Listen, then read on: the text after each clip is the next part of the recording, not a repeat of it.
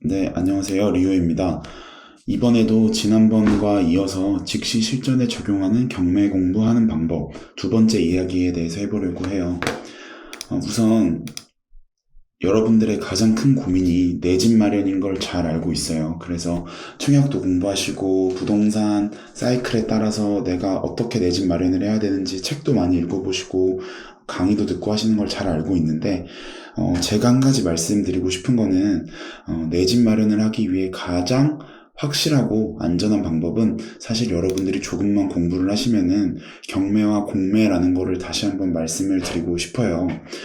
우리가 학교를 다닐 때 초등학교, 중학교, 고등학교 이런 순서로 다니죠. 경매와 공매도 한없이 어렵게 공부하자고 하면은 우리가 고등학교, 대학교 수준처럼 정말 어렵게 공부를 할 수도 있죠. 하지만 우리는 부동산 입문자로서 초등학교 수준의 경매 지식과 공매 지식만을 가지고도 충분히 내 집 마련을 할 수 있다라는 거를 제가 꼭 말씀드리고 싶어요. 그래서 부동산도 수준에 맞춰서 그에 알맞게 공부를 하고 그에 알맞게 투자를 하면 됩니다. 자, 그럼 어떻게 하냐면은 우리는 초보의 눈높이에 맞춰서 경매 공부를 바로 해볼 거예요. 그러면은 첫 번째로 깨끗한 권리관계가 있는 물건만 봐도 되고요. 권리관계가 깨끗한 물건만 봐도 되는 이유는 제가 지난 첫 번째 이야기 때 말씀을 드렸고, 두 번째로 중요한 거는 여러분들이 충분한 손품과 그리고 부동산 전화를 통해서 정확하게 시세 조사만 한다고 하더라도 어렵지 않게 경매에 접근을 할 수 있습니다. 그리고 여기에 추가적으로 하나만 더 해본다면은 여러분들이 만약에 언젠가는 경매와 공매로 낙찰을 받겠죠. 그러면 그러고 나서 내가 보유를 얼마나 하고 갈지에 대한 판단을 세우려면은 내가 보고 있는 지역과 내가 보는 물건의 발전 가능성이 얼마나 있는지 해당 지역에 대해서 입지 분석을 간단하게 할 줄 알아야 해요. 이거 같은 경우에는 우리가 기존에 나와 있는 일반 매매나 혹은 급매로 매물을 공부를 해서 투자를 하고 매수를 하는 게 아니기 때문에 그것만큼 하진 않아도 되지만 그래도 우리가 보유의 타임라인을 조금 더 정확하게 알아보려면은 입지 분석도 중요하다는 점을 말씀을 드립니다. 그러면은 이렇게 생각할 수 있죠. 그러면 쉬운 물건은 경쟁력이 떨어지는 거 아닌가요? 이렇게 생각할 거예요. 경쟁자도 당연히 많을 거고 수익 내기도 어렵고 반은 맞고 반은 틀립니다. 무슨 말이냐면은 제가 긴 말하지 않고 실제로 보여드리려고 해요. 제가 실제로 낙찰을 받고 진행했던 물건이고요. 인천 서구 가자동에 있는 물건이고 건물 면적은 5구제곱짜리 물건이에요. 그래서 방세개 화장실 2개 있는 신축 건물이었고요.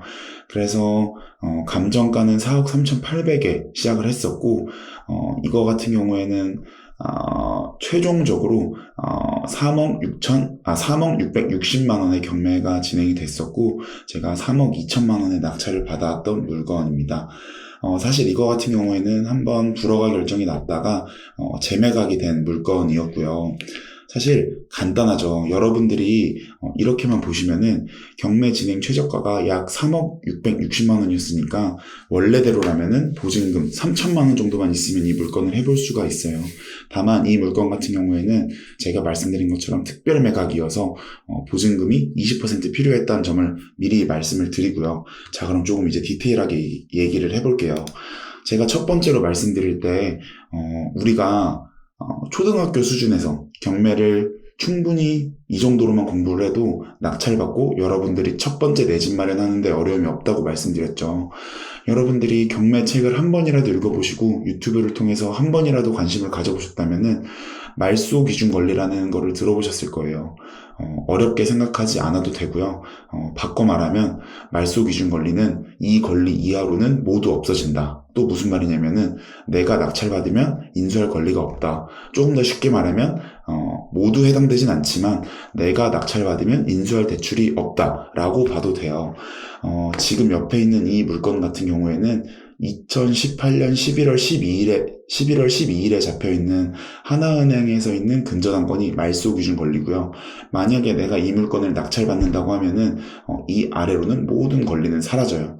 그러면은 내가 낙찰을 만약에 2억 1,300만 원 이상으로만 받는다고 하면은 이 채권자는 돈을 받겠죠.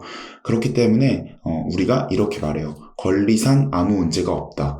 그러면 사실 이런 물건은 정말 많고요. 제가 말씀드렸지만 말소 기준 권리 이하로 소멸되는 물건은 그냥 여러분들이 조금도 고민하지 않으시고 그냥 하시면 됩니다. 그래서 이래도 나는 조금 불안하다라고 하면은 등기부등본 보는 연습을 하셔서 등기부를 보셔도 되고요.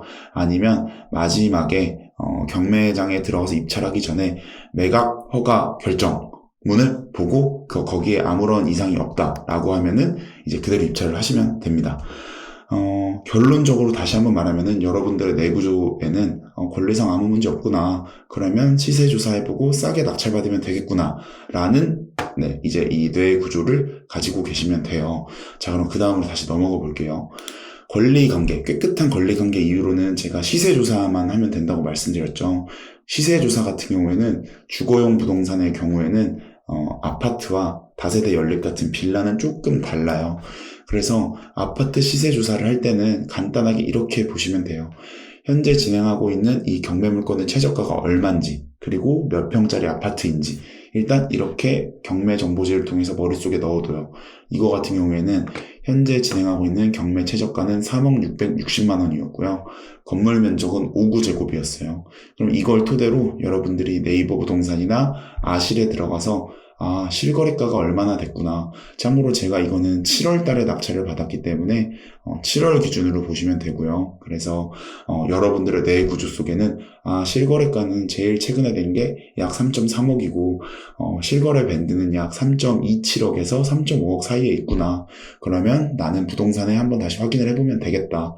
그리고 나서 이제 네이버 부동산에 있는 호가창을 보시는 거예요. 호가에 보면은 뭐 3억 4천, 3억 5천, 3억 6천, 3억 8천 이렇게 나와 있을 거예요.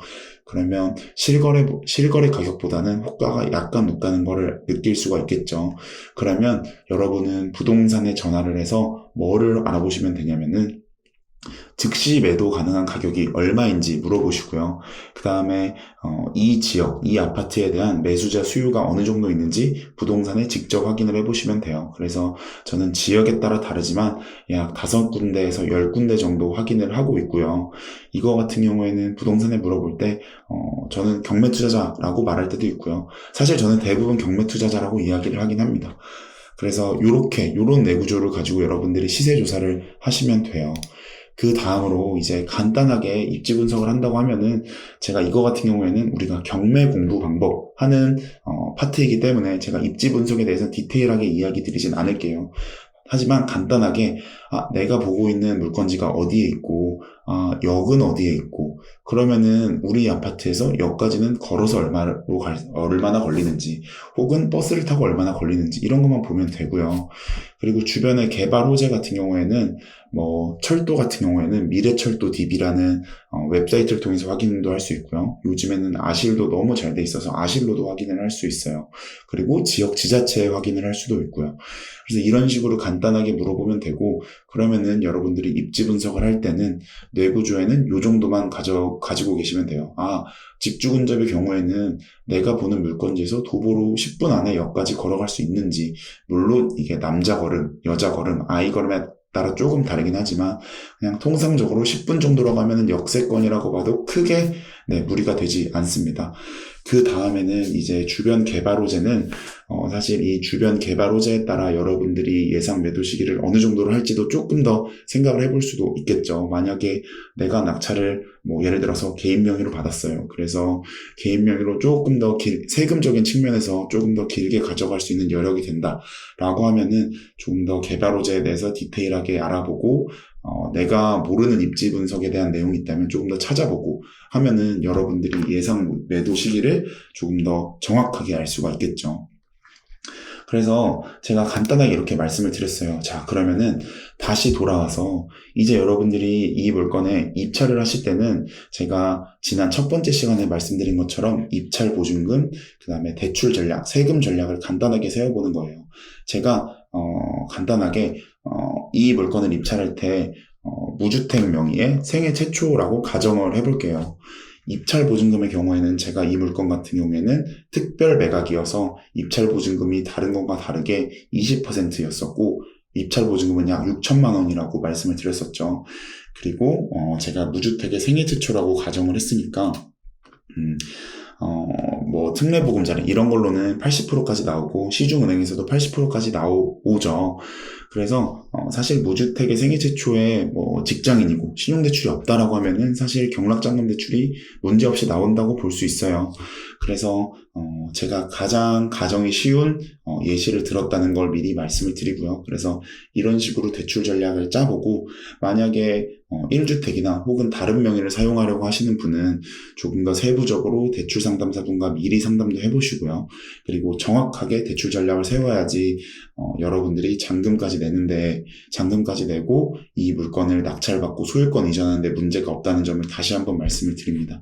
그 다음에 여러분들이 이 물건을 얼마나 보유하고 그리고 어느 때 내가 팔고 나올 건지에 대한 것도 세금 전략과 맞물려 있어요. 그래서 취득시, 보유시, 양도시 이렇게 나눠서 내가 이 물건을 개인 명의로 하는 건지 아니면 사업자 명의로 하는 건지 아니면 이걸 또 법인 사업자 명의로 하는 건지 그거에 따라서 세금 전략도 세워보시면 됩니다.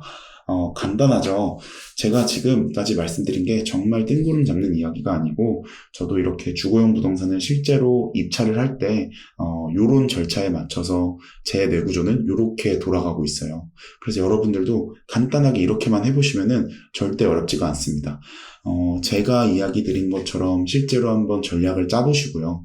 그리고 부족한 부분은 사례 위주의 책을 읽어가면서 부족한 지식을 채워 넣는 방식으로 경매 공부를 한다고 하시면은 정말 어렵지 않고 쉽게 할 수 있습니다.